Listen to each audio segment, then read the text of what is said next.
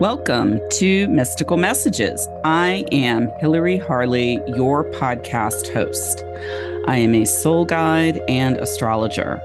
Mystical Messages is your podcast gateway to discover and learn more about the realm beyond the veil, including all things intuitive, metaphysical, and the healing arts.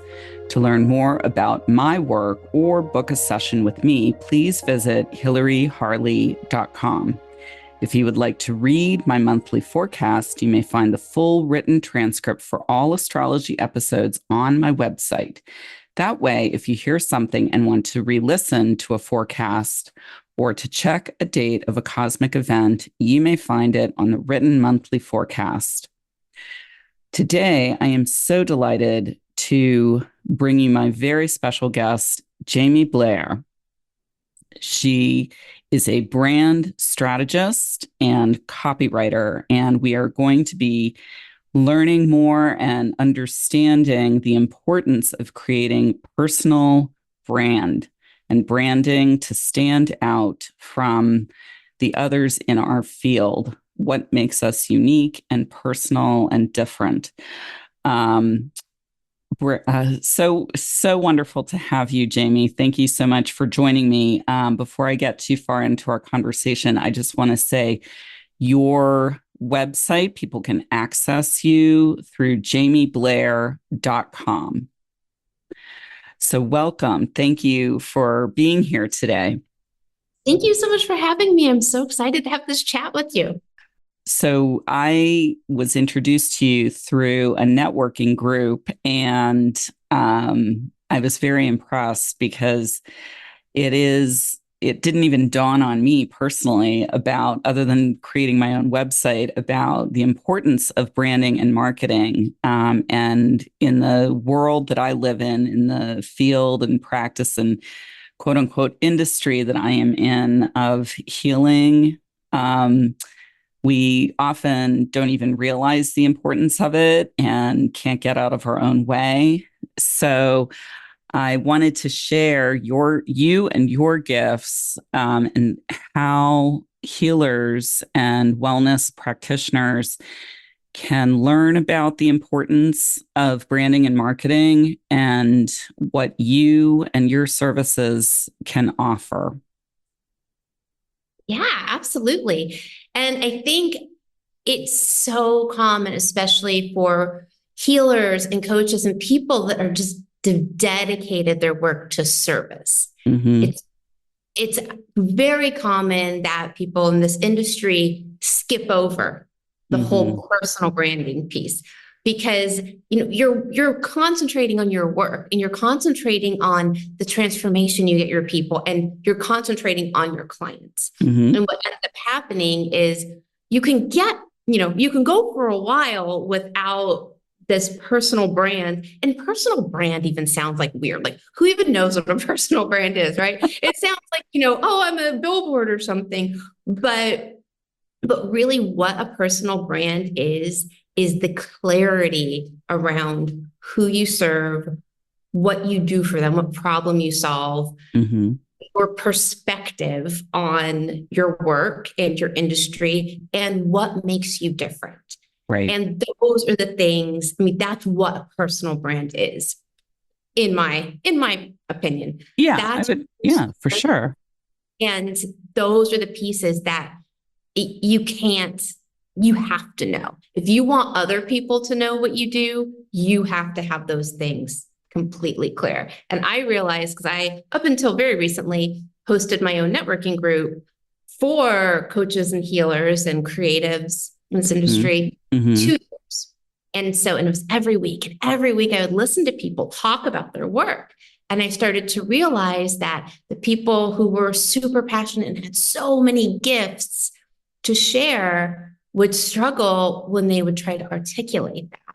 And it bothered me because it was doing such a disservice to them on a business level, but also the people who they were here to help were missing out on all they have to offer because no one understands. And so that is my mission, is to help people to talk about what they do in a way that not only everyone gets, but people get excited about, and they know they can self-identify as someone who has to work with you, or they can easily refer you to your Right. ideal. Right. Yeah. And you are, as we talked before we jumped on the show, a creative tour de force. So I really am, very interested to unpack how you came to this work, because you have a whole lot of firepower. And if you don't mind my saying, this is a very fiery chart, a lot of Leo, a lot of Aries. And your moon is in your ninth house, which is Sagittarius's house. So there's a lot of fire going on with Jaime. And so, how did you work your way into this niche? So yeah, there's a lot of fire going on here. And a lot of natural inclination towards self-expression. And as we also talked about, I have a big Saturn placement right in the middle of all that. So I've always been a writer since, I can remember. It's just something that I've always naturally been able to do. But I think what propelled me to be called to help other people with their self-expression and their, clarity around their writing was that I struggled for a really long time, feeling confident to share my creative gifts and feeling confident to say, I have something worth saying. Mm-hmm. And it's so easy to just push that aside and just sort of blend in to what everyone else is doing. Because when you stand out, which is where what you need to do when you are running your own business, it's scary.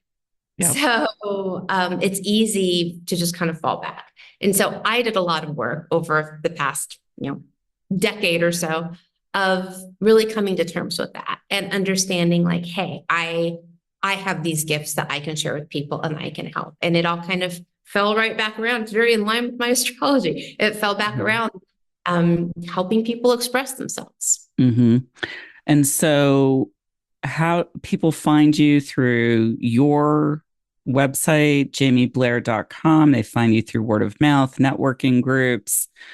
And when somebody comes to you, what are the array of options they can work with you? So, and I will say, part of why I'm so passionate about helping people to be memorable and referable is because I built my entire business strictly on networking and word of mouth. Wow. So if you try to find me on social media, good luck. To me, I have the odd LinkedIn post every now and then to like promote a podcast, or I have no posts on Instagram. I'm not into it. It's not my thing. That's impressive. That is really impressive. That's one of the reasons that I think it's so important to be referable is because that word of mouth marketing, and it feels so much more aligned and organic, and you find the right people, and energetically it feels better than just throwing yourself out on social media, which, we're told we have to do. Right. So I just want to throw that in there. So if someone comes to work with me, I have different options. I'm just launching my first online course, which I'm super excited about. I've just finished the beta test with a cohort, and it's called How to Talk About What You Do. And it is those 4 pillars of the personal brand that I was talking about. It's, who your people are, what problem you solve, the perspective you have, and how to really show up and shine in your brand.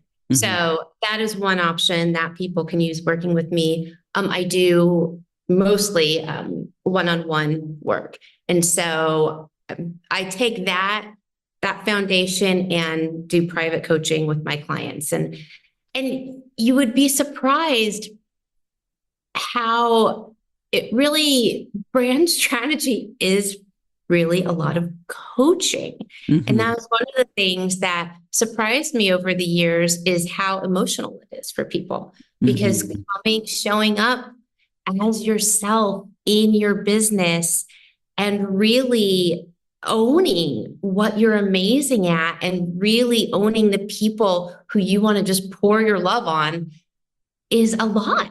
It And it's a is, lot of undoing what you've been told you should do. And especially so, as women, don't even get me started. right? Right. Especially as women. Yeah. And I think that that is one of the biggest gifts that we can give each other is setting the example of shining brightly and setting the example of owning what we're really good at. And also setting the example of feeling confident in selling those things. Mm-hmm. Mm-hmm. Because selling our services really is an act of generosity. It isn't icky. It isn't bad or manipulative. It's like, oh my gosh, I have this, I can help you, let's do it. Here's the And way. Yeah. Here's the way to do it. Yeah. and to not and one of the things, because all of my network is 99% women, all the Mm-hmm. groups I'm in are all women. And one of the things that I think about a lot is when we set the example for each other on, congratulating each other for having, great sales, or congratulating each other for, showing up in a really big way, Mm-hmm. that makes it the norm. But Right. when we have the conversations about, ooh, selling is icky, or ooh, I don't Mm-hmm. know, you Mm-hmm. know, we're actually just telling each other, we're reinforcing the message that to sell is bad. Sorry, got off on a tangent there, but that's just something No, that is super, so I think, important. so important. Because the guys aren't having that conversation. They're not shaming each other for selling stuff ever at all. But in our groups, we tend to say, well, how do we make it less gross? Or how do we make it feel more natural? By making it normal. And that's how we stay in business. Right, right. No, that is so important because I know I was trained as a journalist and writer and trying to market, my friends in college that were business majors. I was like, I don't know how you do that. Like, that's it's like math versus the humanities. It's very, STEM versus the humanities. It feels so very different. And so it does, I think what you're tapping into is quite incredible because it does not have to, it's psychological. I mean, sales and branding are what I have come to understand in my own journey are very psychological, and why you like something, why you don't like something, and what somebody has to offer. And so to apply that to yourself is really very revealing. Absolutely. And as far as it being psychological, one of the things that I find that people have a really big resistance toward is the idea of niching, Mm-hmm. niching down. And I think a lot of it comes, I think people fall into two camps. And maybe there's secretly one camp, but it's either scarcity, like I don't want to miss out on opportunities, or FOMO. Right. exactly. Or it's no, I can help everybody in the whole world, and I've got this big gift, and I don't want to exclude anybody, which could also be like a little FOMO under just a different side of that coin. But Right. so the way that I like to help people think about it, because this is all marketing, all sales, all this stuff, we can either think about it in the way that the old timey way that everyone's been trained to, which feels Mm-hmm. weird, or we Mm-hmm. can look at what it just really means. And your niche and is the people who you do your best work with. It's the people who you're most excited and most passionate about serving. And that's so important, because when you do go to talk about what you do, and you go to write your website, and you go to write your marketing materials, which are your Mm-hmm. social posts or your emails or those Mm-hmm. things, Mm-hmm. you create that emotional connection with people, and you start to build trust through your marketing, which is the point, when you can speak directly to what someone's going through. And the old timey way that people describe it as pain points. Like, oh, you got to tell people Pain their point. pain points, and you got to like tweak. And that's like, no. But really, what you're doing is letting people feel seen. Mm-hmm. Mm-hmm. Because if I'm having a problem and you can help me just saying, oh, I'm going to help you live your best life, that doesn't mean anything. But if you can say, hey, I know you're going through this thing. Mm-hmm. And I know because I've been through it, or I know because that's, I've devoted my work to helping people who are going through this thing. And here's what you're thinking. And I know this sounds familiar. That's going to make people feel this like whoosh of relief. Like, oh my Right. God, someone gets me. Right. And And so, they offer you're helping them offer a light and yes, relief to work toward, to shed the burden and grow. absolutely. Absolutely. So I think that all of this is important to look at it through different, look at it through a different kind of lens instead of the traditional modes that we've been taught that most people are kind of allergic to who are in a creative or healing field.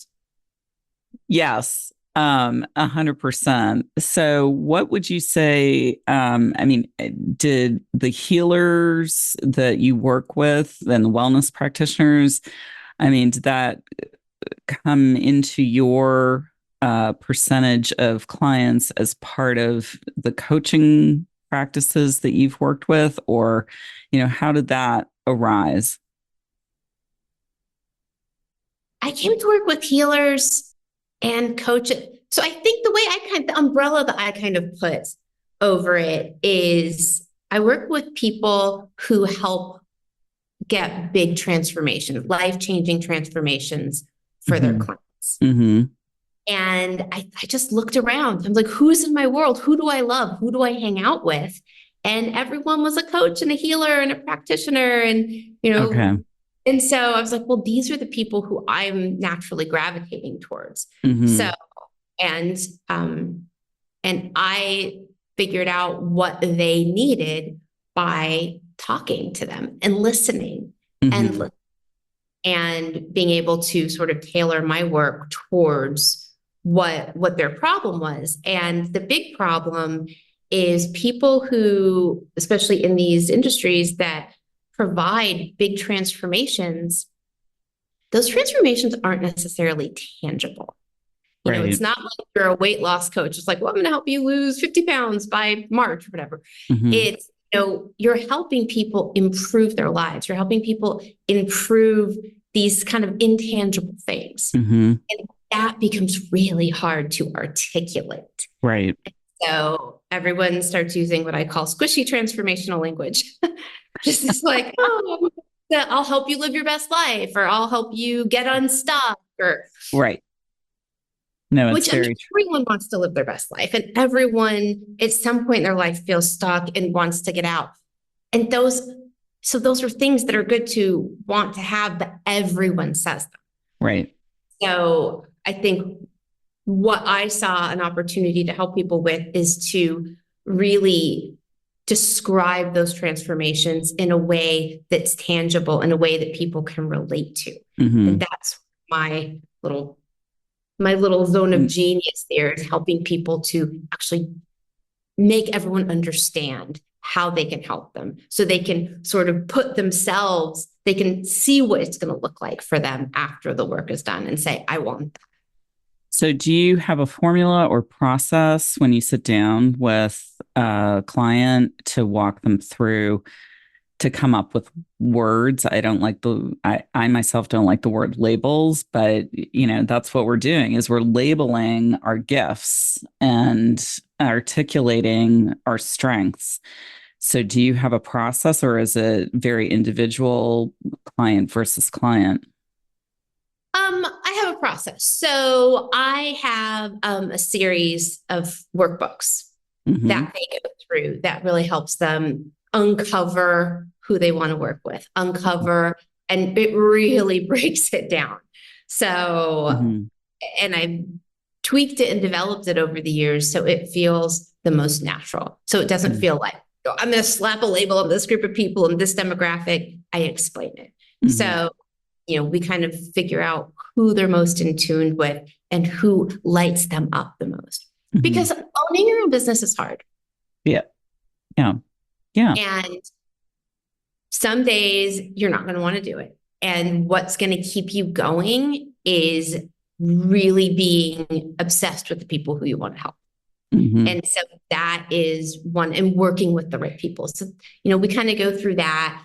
And so, I have a process to go through all the big 4 parts.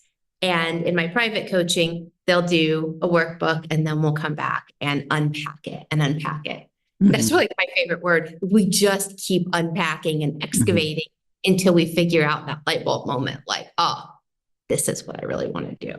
Yeah. So it's really revelatory what you're doing. And it is, without being a psychologist, I mean, you're really unveiling and revealing people to themselves. So there's some shadow work involved there, and how they self-sabotage.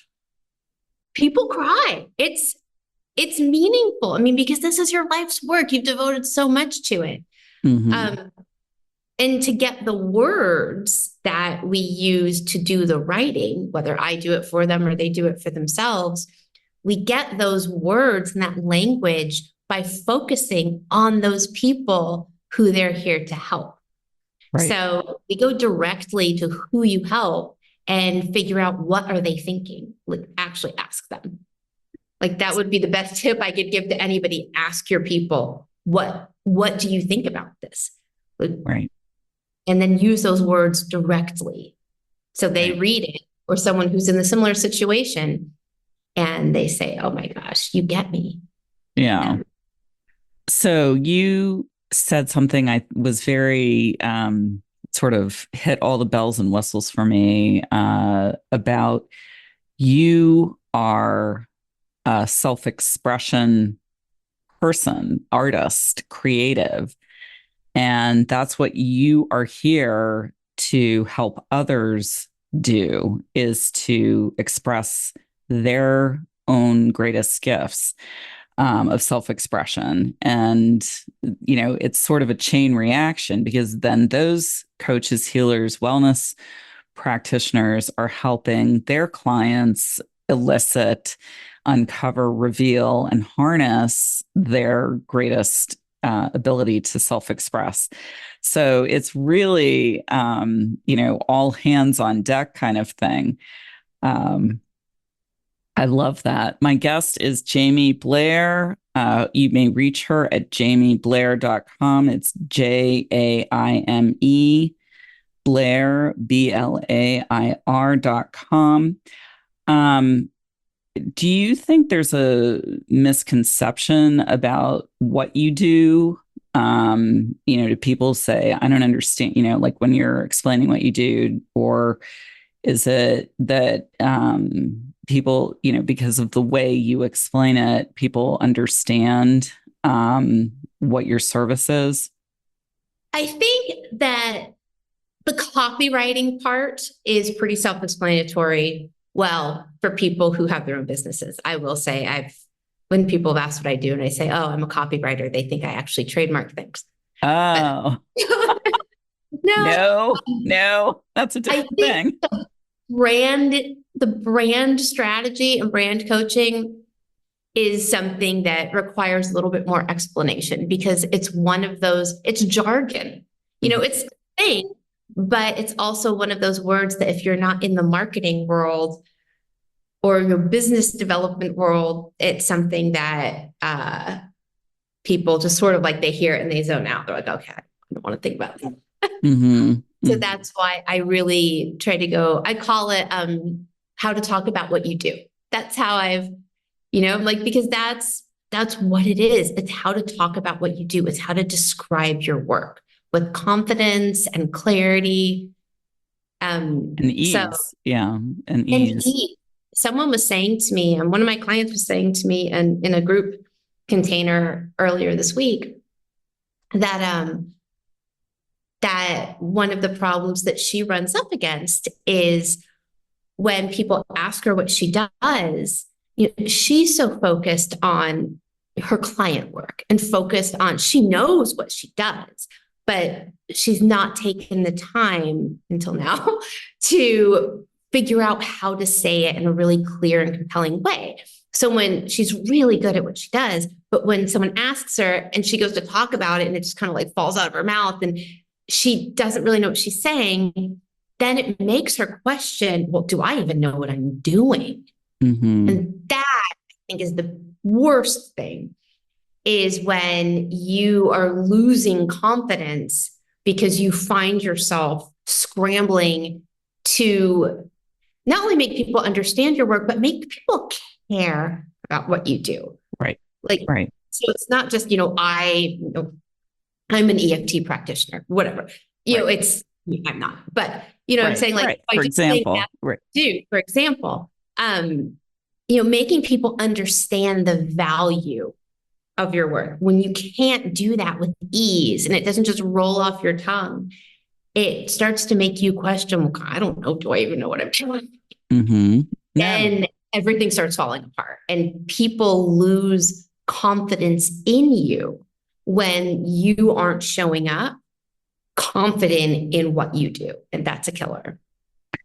Yeah. And that certainly would give pause to anybody if they can't, and I'm not saying like a micro sentence, but like just with, one sentence that doesn't make somebody's eyes glaze over. It's, a very easy way. I mean, people say, what is an astrologer? And I'll say, well, I explain people to themselves because that is what I do. I mean, I'm not a psychologist, I'm not a social worker, but there is a skill set that comes with being able to help people understand themselves. And so I do think you have to use a simple, I think, what is it? Most people have an eighth grade education. The average person, they've come to understand statistically, the average person has an eighth grade education. So, what is an eighth grader, a 13-year-old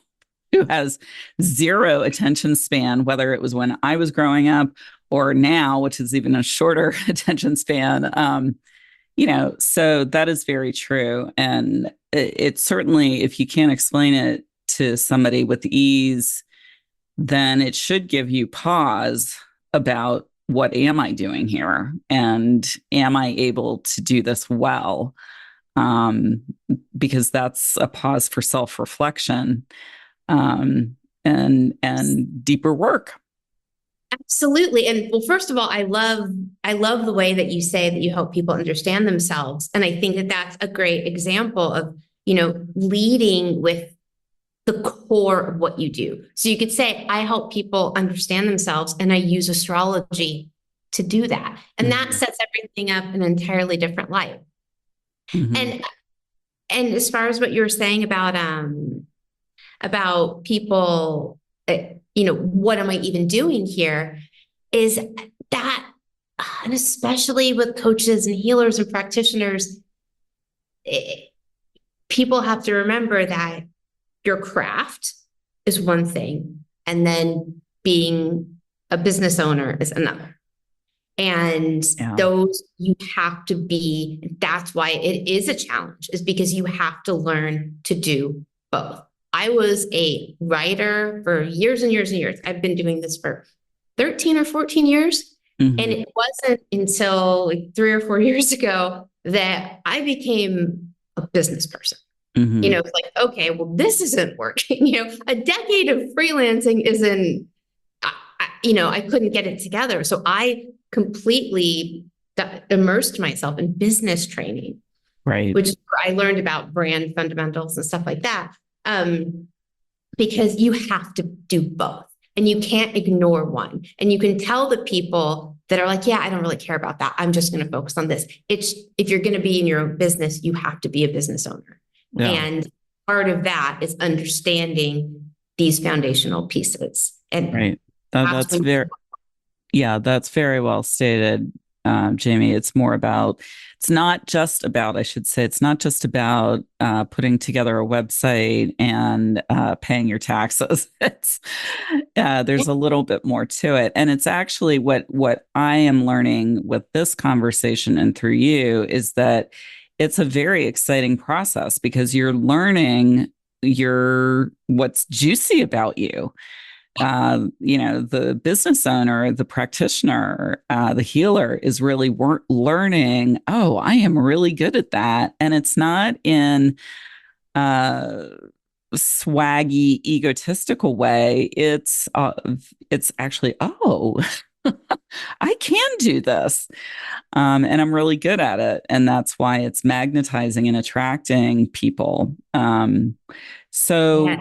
is there a tough part of your job that you really, it's not that you don't like it, but it's where the rubber meets the road kind of thing, where it's more difficult than the shiny, glossy pieces?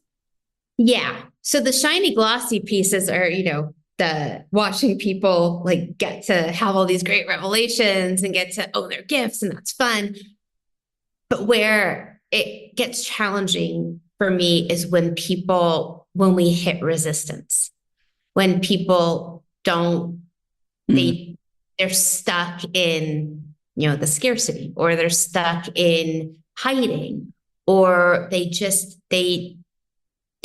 not open to making these declarations. Like they're mhm, not open to saying like, okay, these are my people and mhm, I'm going to love them and I'm going to devote my messaging to them. You mhm, don't work with anybody, but mhm, who are we going to talk to? Or they don't want to just hone down or just buckle down and say, okay, this is going to be my thing. They're just kind of like wishy-washy, or, mhm, you just don't want to commit. mhm. That's where it gets challenging for me, because I can't do my job if people aren't willing to say, and most, say 9 times out of 10, when people actually, make the investment to hire me, they're ready Right, to do. right. But still, even in that container, there is resistance because, like we said earlier, to be noticed and to get people's attention, you have to stand out. Mhm. And a lot of people are uncomfortable with that. And that's part of my job, is to help you get comfortable with it, because you're getting comfortable with yourself. Right, right. So, uh, is there a piece that of your work where you find people are self-sabotaging and uh, I mean, I don't know if that comes up where they're just even after you've worked with them, they're just unraveling the things that you've done and to help them.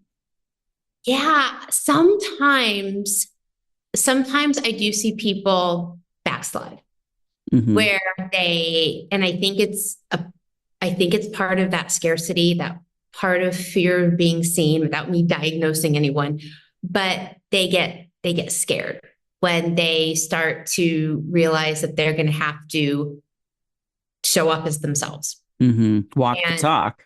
walk the talk and show up as themselves, when they have to say, hey, this is my expertise, this is what I'm really good at, I can help you, Hmm. is um they get a little bit scared. And I think Hmm. sometimes that they don't run with it.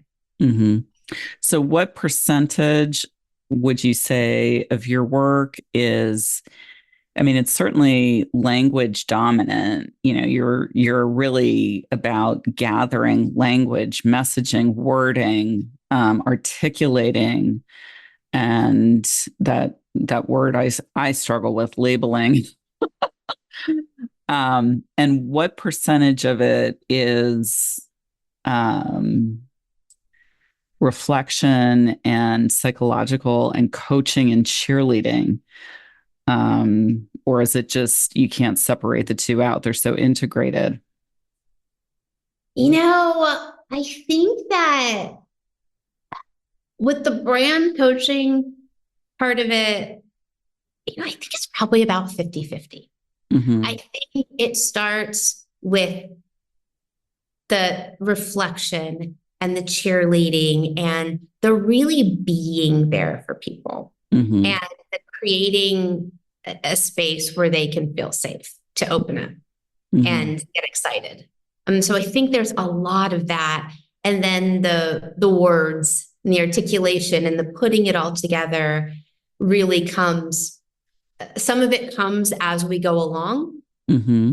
But then if we're doing like website work, it all comes at the end. But I think it's sort of like woven in. And with each piece, like I said, I have it broken down as sort of four pieces that we go through: the need, the what you do, the problem you solve, your perspective, and your fun stuff. So it's kind of woven in through. But the cheerleading is my favorite part. And to see that, like I had a client earlier this week who was going through the part about how to show up as you. And when I was writing the workbook, I was like, oh my gosh, people are gonna kill me. Like no one's gonna want to be this rah about themselves. And part of it is asking other people what makes me amazing. And they had such a fantastic, they were crying happy tears on the call. They were like, this is so cool. This is so fun. I feel so good about me after doing these exercises. And that was like, oh, that was everything. That was right. You can't ask for more than that, because you're showing people how to love themselves. Wow. Yeah. And that is, especially for women, that's a conversation for another day. Well, I think one for years about that. Yeah, that is so true. And that's why it is so important, because gosh, it is so easy to dim your lights. And that's in that workbook that I have in that area of the work that I do, it's, about where have you dimmed your lights before? Where have you shut down because you felt, like we said, I got a lot of fire in my chart. And so I have spent my whole life feeling weird about it and feeling like, oh, I'm too much, or I'm too extra, or I said too much, or I talked too loud, and people said, shut up, be quiet, whatever, like not nice people, or sometimes nice people, and so every time someone says that to you when you're a kid, or says, oh, you're loud, or too much, or you're obnoxious, or all these things, that takes you down. Right. So part of my work is like, okay, we need to unpack. We need to, without going into like childhood trauma or anything, but we need to do that, because that's what's beautiful about you. And even the shyest bookworm, well, that's your thing. You're shy and sweet and lovable, and that's what we need to know about you. So it's not all about, and that's, I think, another big misconception with branding and marketing and, being fully self-expressed, is that people think that equates loud, and that equates mouthy. And that's like, look at me, look at me, look at me. But it's not. It just means honest. It means authentic. That's what it is, because there's room for every single one of us. And we all have to show up to do our part. Like we were made, or whatever, to play a part in this whole chain of humanity. And we have to show up honestly to do that. So it's not about who's the loudest. It's about, and I even like to say stand out. I like to think about it, stand apart. Like how can we, differentiate ourselves as ourselves? And that's only by being honest. So it's not. That's very true. It's about being and embodying your truth, and doing that with honest words that represent and capture who we as individuals, and certainly as practitioners, are. My guest is Jaime Blair. It's jaimeblair.com if you want to reach her. I have this thing with my kids when they were growing up. They're big girls now, but I'll wheel it out every now and then when it's relevant. People are like ice cream flavors, and someday we want vanilla, and some days we want Rocky Road and pistachio. And so it's very true. And that is a very, not high level in terms of difficult to understand, but from 10,000 feet, to remember that each of us plays a contribution, offers something very valuable. And the quiet cerebral practitioner has just as much to offer as somebody who is doing the banging of the drum and setting the pace. So, is there a best way for somebody to prepare to do this work with you? I would say to have an open mind Mm-hmm. and willing to think about marketing and think about branding and labeling and all these things, Mm-hmm. be willing to think about them in a different way.